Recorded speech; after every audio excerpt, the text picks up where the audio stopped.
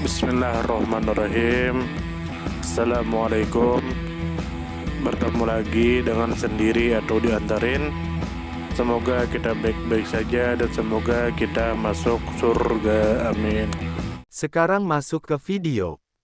Burhanuddin Garib. Tentu saja kemungkinan tidak asing di telinga kita terlebih bagi para orang-orang yang pernah mendengarnya. Disebutkan menurut informasi yang beredar bahwa Burhanuddin Garib adalah seorang sufi terkemuka dari India yang tergabung dalam tarekat Chishti. Beliau dikenal sebagai salah satu khalifah dan penerus spiritual dari Nizamuddin Aulia, seorang tokoh sentral dalam tradisi sufi di anak benua India. Burhanuddin menjalankan peran penting dalam penyebaran ajaran tasawuf serta pemeliharaan nilai-nilai spiritual di kalangan pengikutnya. Beliau mengizinkan praktik sama dan ekspresi spiritual dalam bentuk kegembiraan di lingkungan biaranya, mencerminkan keterbukaan dalam praktik sufistik. Beliau juga dikenal sebagai pribadi yang sangat menghormati gurunya dan menjalani kehidupan selibat. Kemudian menurut informasi yang beredar bahwa Burhanuddin Garib adalah putra dari Syekh Nasiruddin Muhmud Hanswi dan keponakan dari Sufi Jamaluddin Hansfi melalui ibunya. Beliau juga merupakan kakak dari Muntajabuddin Zarzari Bash. Dalam perjalanannya sebagai sufi, Burhanuddin menjadi murid dari Nizamuddin Aulia dan memiliki hubungan erat dengan murid-murid Nizamuddin lainnya yang ternama, seperti Amir Khusrau, Nasiruddin Chirag Dahlavi, dan Amir Hasan Shichzi. Hubungan erat tersebut menciptakan jejaring intelektual dan spiritual yang kuat di kalangan sufi tarekat Chishti. Kemudian menurut informasi yang beredar bahwa menurut sejumlah sumber, Burhanuddin Garib diperkirakan lahir sekitar tahun 1240 Masehi dan wafat pada tahun 741 Hijriah atau 1340 Masehi. Masa hidup beliau mencakup periode transisi penting dalam sejarah India Islam, termasuk era kepemimpinan Sultan Muhammad bin Tughluk yang memindahkan ibu kota dari Delhi ke Daulatabad. Kemudian menurut informasi yang beredar bahwa Burhanuddin Garib menyelesaikan pendidikan awalnya di Hansi, lalu melanjutkan pendidikan agama formal di Delhi, khususnya di bawah bimbingan Nizamuddin Aulia. Dalam masa pengabdiannya, beliau membantu mengelola dapur di khankah gurunya. Ketika Sultan Muhammad bin Tughluk memindahkan ibu kota, Burhanuddin mengikuti gelombang migrasi ke Daulatabad dan menghabiskan sebagian besar hidupnya di sana. Menjelang akhir hayat, beliau menetap di Roza sekarang Huldabad, tempat beliau dimakamkan. Di sebelah makamnya terdapat makam tokoh penting lainnya seperti Nizamul Muluk Asaf Jah I dan keluarga dinasti Hyderabad. Kemudian menurut informasi yang beredar bahwa Burhanuddin Garib merupakan figur penting dalam pelestarian ajaran tarekat Chishti pasca wafatnya Nizamuddin Aulia. Beliau menerima mantel dan peci sebagai simbol kekhalifahan atau penerus spiritual langsung dari sang guru, menunjukkan pengakuan atas kapasitas spiritual dan kepemimpinan beliau. Kehidupan beliau yang saleh, selibat, serta pengabdiannya terhadap gurunya dan komunitas sufistik membuatnya dihormati di kalangan sufi.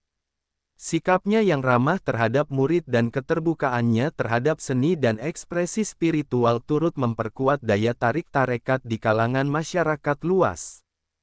Kemudian menurut informasi yang beredar bahwa kontribusi Burhanuddin Garib diteruskan melalui pengaruh spiritualnya terhadap para murid dan pengikut tarekat Chishti, serta melalui jejaring persahabatan dan kolaborasi dengan tokoh-tokoh sufi besar lainnya. Pengaruh beliau tetap hidup melalui praktik dan tradisi yang diwariskan di tempat-tempat seperti Daulatabad dan Huldabad. Kompleks makam beliau di Huldabad menjadi situs ziarah yang penting, menandakan keberlanjutan pengaruh spiritual beliau di kawasan tersebut. Warisan beliau juga tercatat dalam literatur sufi seperti Syiarul Aulia dan Khazinatul Asfiya, yang memperkuat posisinya sebagai tokoh yang dihormati dalam sejarah sufisme India.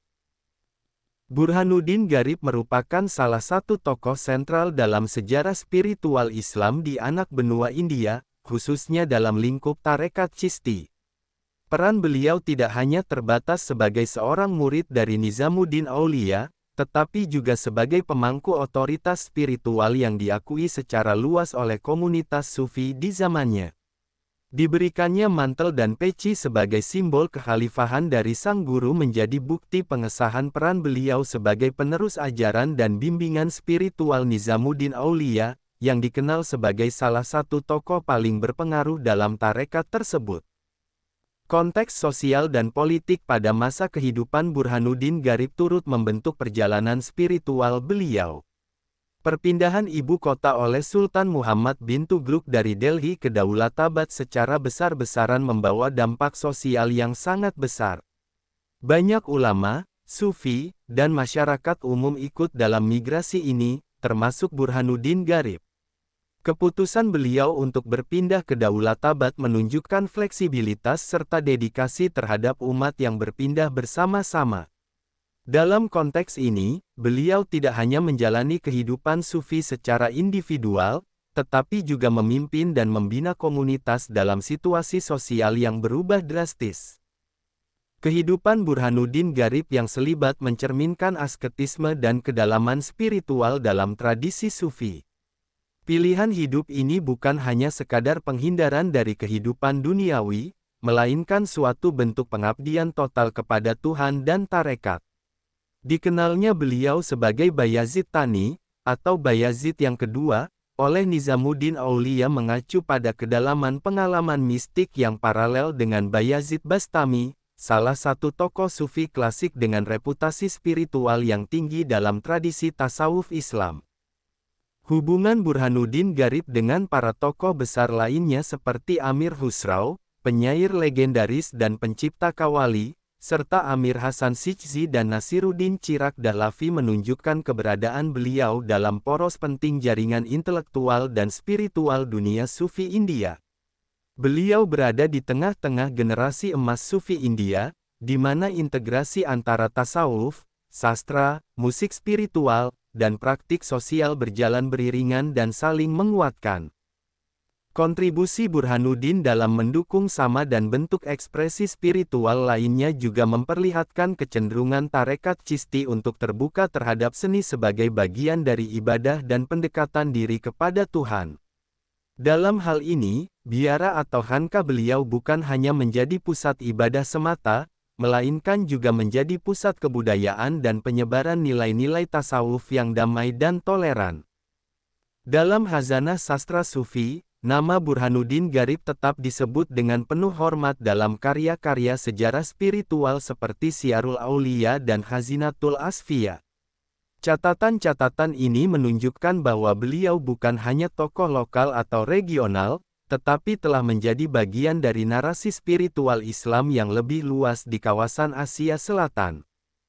Keberadaan makam beliau di Huldabad bersama tokoh-tokoh penting seperti Nizamul Mulk Asaf Jah, satu pendiri dinasti Hyderabad, menunjukkan keterkaitan erat antara jalur spiritual dan kekuasaan politik.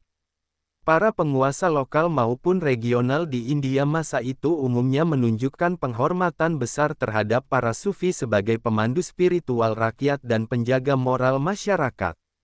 Makam-makam para sufi pun menjadi pusat ziarah dan tempat mencari keberkahan, yang berlangsung hingga hari ini. Burhanuddin Garib mewakili sosok sufi yang tidak hanya hidup dalam kontemplasi, tetapi juga hadir dalam dinamika sosial dan spiritual masyarakatnya. Beliau merupakan contoh nyata bagaimana seorang sufi memainkan peran multidimensional. Sebagai guru, pembimbing spiritual, pemimpin komunitas, dan simbol peradaban Islam yang harmonis, toleran, dan terbuka terhadap nilai-nilai kemanusiaan. Maka warisan beliau bukan hanya dalam bentuk ajaran, tetapi juga dalam bentuk keteladanan hidup yang terus dikenang dan dihormati lintas generasi. Sumber referensi Google Chrome dan ChatGPT.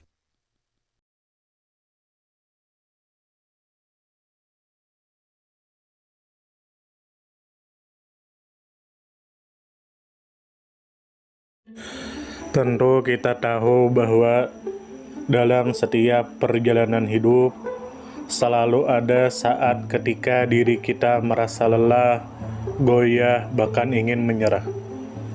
Namun di balik setiap perintangan tersembunyi peluang untuk tumbuh dan menguatkan diri kita. Hari ini adalah kesempatan baru, saat yang tepat untuk kembali menyusun niat, memperbaiki langkah, dan meyakini bahwa setiap tetes usaha tidak akan pernah sia-sia. Bangkit bukan karena tidak pernah jatuh, tetapi karena memilih untuk tidak tinggal dalam kejatuhan. Teruslah melangkah meski perlahan, karena selangkah lebih dekat adalah lebih baik daripada diam dalam keraguan. Ya Allah, ya Tuhan kami yang Maha Pengasih lagi Maha Penyayang, jadikanlah hidup kami ini sebagai ladang amal yang penuh berkah. Berikan kekuatan untuk terus menebar kebaikan di dunia. Anugerahkan kemudahan dalam menghadapi segala ujian, dan karuniakan akhir kehidupan yang baik. Lindungi diri kami dan keluarga dan fitnah dunia yang menipu. Jadikanlah akhirat kami sebagai tempat peristirahatan terbaik, dan masukkanlah kami ke dalam surga-Mu bersama orang-orang yang Engkau cintai, serta jauhkan kami dari siksa api neraka dan kemurkaan-Mu yang tak tertahankan. Kepada setiap orang yang pernah hadir dalam perjalanan ini, terima kasih atas waktu, kebaikan, dukungan, bahkan teguran. Maafkan atas setiap kata yang menyakiti, sikap yang mengecewakan, atau hati yang mungkin belum sepenuhnya mampu menjaga. Manusia tidak pernah sempurna, namun ketulusan untuk tetap terus belajar dan memperbaiki diri tidak akan pernah padam. Tentu kita tahu bahwa kebaikan tidak selalu datang dalam bentuk besar. Terkadang senyum kecil yang tulus, tangan yang ringan membantu, atau telinga yang mau mendengarkan sudah cukup untuk mengubah hari seseorang menjadi lebih bermakna. Jangan pernah kita menyepelekan kebaikan sekecil apapun, karena bisa jadi satu perbuatan kecil bisa menjadi rahmat Allah turun.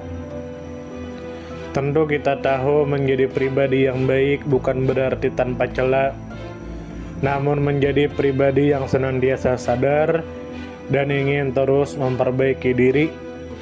Kebaikan itu menular, dan siapapun yang menanamkan kebaikan akan menuai kebahagiaan meski tak selalu terlihat oleh mata. Dunia membutuhkan lebih banyak hati yang lembut, tangan yang menguatkan, dan jiwa yang peduli.